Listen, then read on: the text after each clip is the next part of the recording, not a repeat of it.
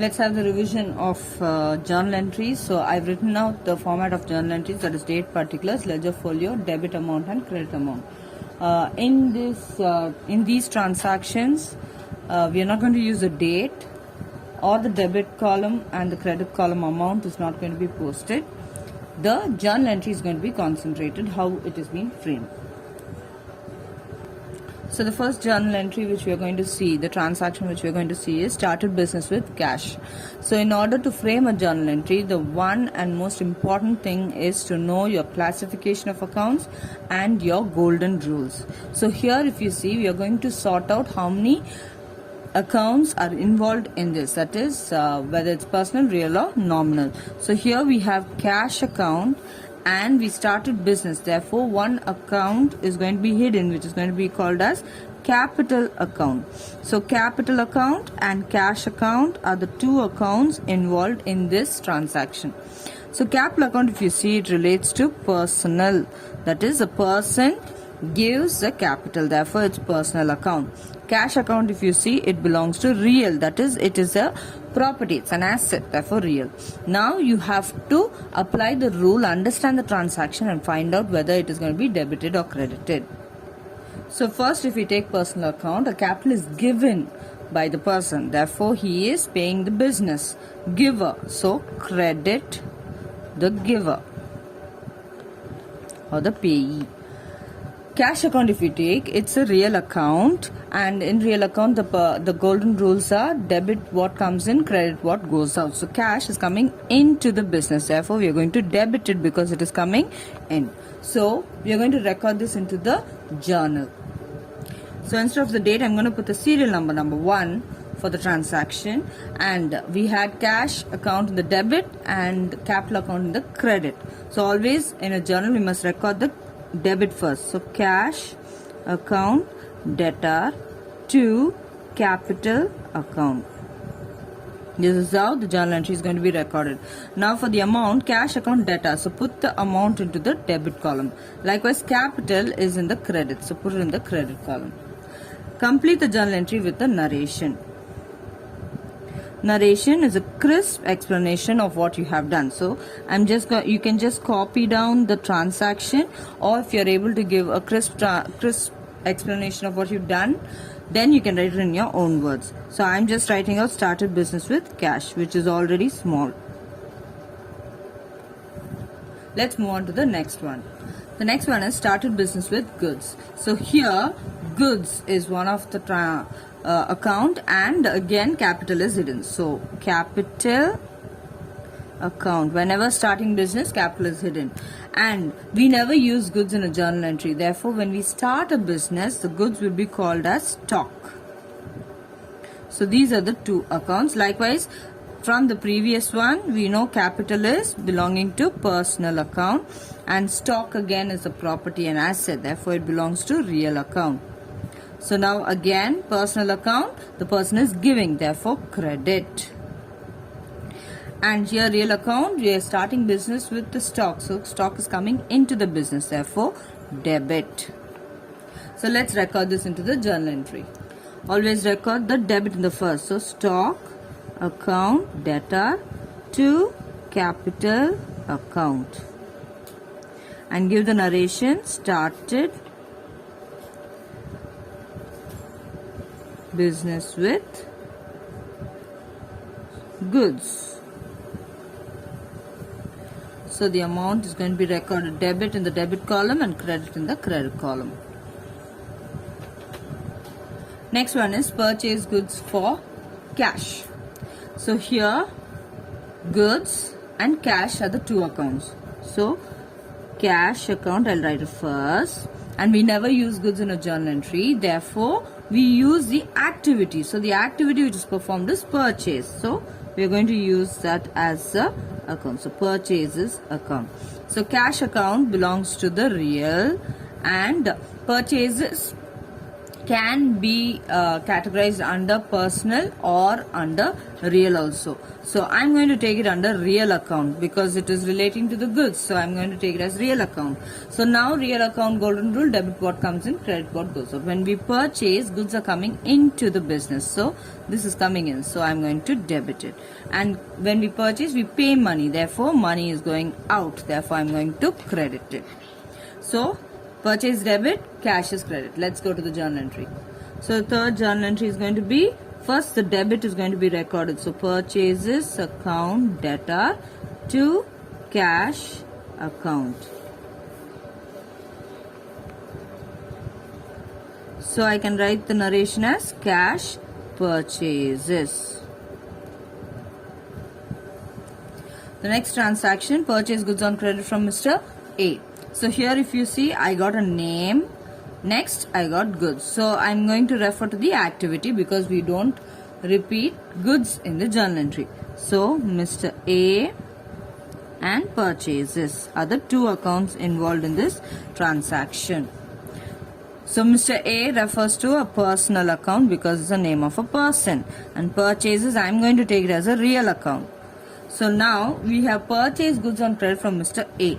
So whatever we purchase is going to come in. Therefore, I'm going to debit whatever is coming in. And I must pay Mr. A. It's a credit transaction, so I'm going to pay it later. That's why instead of cash, we are writing Mr. A. So I have to pay. Therefore, credit Mr. A. Right? So let's go to the journal entry. Debit is purchases, credit is Mr. So in the journal entry, this is for the fourth one. So purchases account debtor to Mr. A. So now if you see, compare and see, it is more or less the same. That is the previous transaction, and this one if you compare and see, it's more or less the same. Why? Because there it is cash account and here it is Mr. A account which is given over there. So when it is a cash purchase, you'll write cash account, and when it's credit purchase, cash is not involved. Therefore, you'll write the person's name over there. So that's the only difference, whereas purchases remains always on the debit. Next transaction, purchase goods from Mr. A for cash. So whenever they mention it is for cash, it's a cash transaction. So it's cash purchases. You're not going to take Mr. A into consideration. So this transaction is more or less same like the transaction 3, that is purchase goods for cash. So this is more or less same like this one. So not more or less, exactly same like this one. So I can take the same explanation. So cash account, real, it's going out, so I'm going to credit it. Purchases, it's coming in, real account, so I'm going to debit it. So I'm going to use the same. So for the fifth one and for the third transaction, the answer is going to be the same. That is purchase account debtor to cash. So whenever they mention a name, but then for cash is given in the transaction, then the name will not be considered. It's not a credit transaction, it's a cash transaction.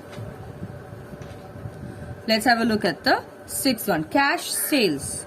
So cash account and sales account. So two accounts we have there, easy. So cash account which belongs to the real, and sales account, again sales can be referred as nominal or as real, but I'm going to take it as real because goods are moving out of the business. So as I said, when you sell, goods are going out. So and when you sell, you receive money. So cash is coming in. So debit what comes in, credit what goes out. So cash is debited, sales is credited. Let's go to the journal entries.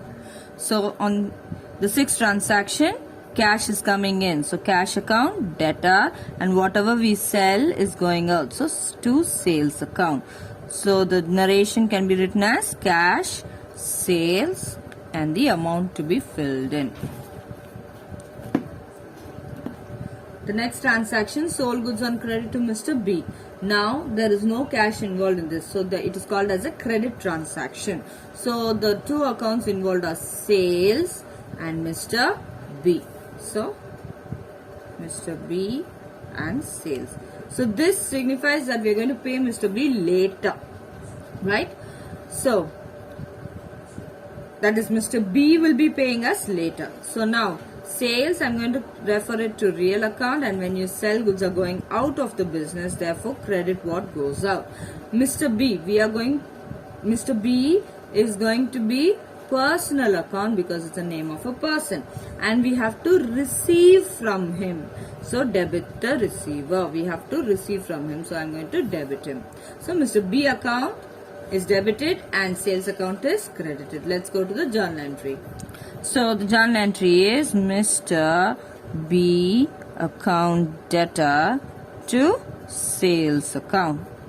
So now when you compare the previous one, this is the cash sales and this is the credit sales. So when you compare the previous one, the only one which is different is the cash has been removed and Mr. B account name has been given there. So in a credit transaction, cash is not involved. The next transaction is deposit money into the bank. So bank is one of the account and the other account, that is money in the form of cash. So the two accounts are going to be bank and cash. Bank is a name of a representative person, SBI Bank, Indian Bank. So it's a name, therefore it belongs to a personal account. And cash is a property, therefore it's real account. When you deposit money into the bank is receiving the money, therefore you're going to debit bank. And cash is going out of the business, therefore you're going to credit it. So let's go to the journal entry. Bank is debit, cash is credit. So the journal entry is going to be bank account debtor to cash account. So put the debit in the debit column and the credit amount in the credit column. So narration is deposit cash into bank. Next transaction, withdraw money from bank or through the ATM if they mention. Again, money that is in the form of cash and bank. So these are the two accounts. So bank and cash. So cash belongs to real account and bank belongs to the personal account. So here bank is going to give you the money. You're withdrawing money means bank is going to give the money. Therefore you're going to credit bank.